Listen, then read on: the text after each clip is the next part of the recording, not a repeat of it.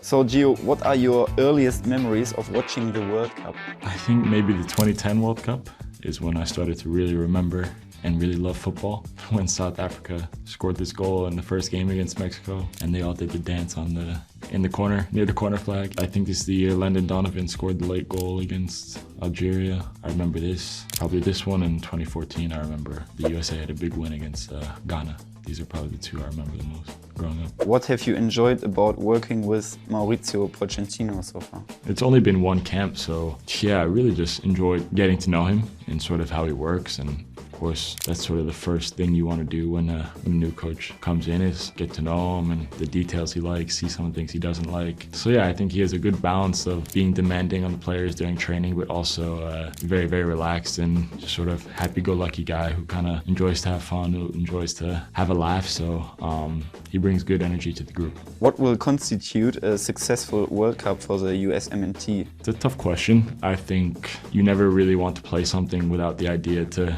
win it. Of course, we understand it's really, really tall task and not easy at all. For me, what I see the team doing is something special. It would be sort of leaving a mark on the country of America and the sport and how it's viewed, you know. And this only obviously will come if we perform well and, who knows, make a run later into the tournament. But to really enjoy the time and do something special that our country's never really done before, whether it's winning or going to the quarterfinals, but performing really, really well and bringing a lot of energy and a lot of fun to the country and the sport there. I think that's the main goal. I think that would be successful, is to making a deep run and, you know, doing it the right way also. What do you think will be the best thing about the World Cup hosted in the US, Canada and Mexico? I think to have my family and friends there. That's sort of the first thing that comes to my mind, is maybe at every game I'm gonna need to get 30 tickets or maybe more. So, and of course the home base, the home crowd. Obviously last one being in Qatar was a bit more difficult for people to come out to support, but this one I'm sure there'll be many family members and friends there to support. Is there one stadium in particular you're looking forward or hoping to play at the World Cup? The final is in MetLife, right? In New York?